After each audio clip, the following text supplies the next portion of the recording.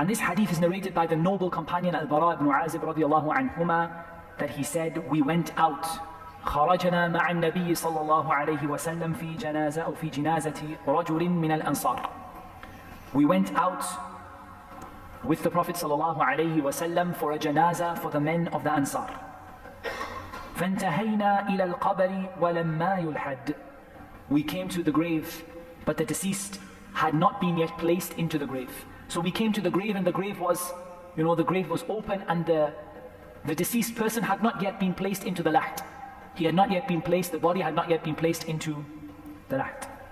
He said, فَجَلَسَ رَسُولُ اللَّهِ صَلَّى اللَّهُ عَلَيْهِ وَسَلَّمْ وَجَلَسْنَا حَوْلَهُ. He said, so the Messenger of Allah sallallahu alayhi wasallam sat down, and we sat down around him. And he says, وَكَأَنَّ عَلَى رُؤُوسِنَا الطَّيْرِ. As if birds were sitting on our heads. The meaning of this statement is, we were so still. It is as if a bird would land. If a bird landed on our head, the bird would not fly away. We were completely still. And then he says, وَفِي يَدِهِ عُودٌ. In his hand he had a stick. يَنْكُتُ فِي الْأَرْضِ. He was scratching the earth, scraping the earth with his stick. فَرَفَعَ رَأْسَهُ فَقَالَ. Then he raised his head up to the sky and he said, استعيذوا بالله من عذاب القبر. Seek refuge with Allah from the punishment of the grave.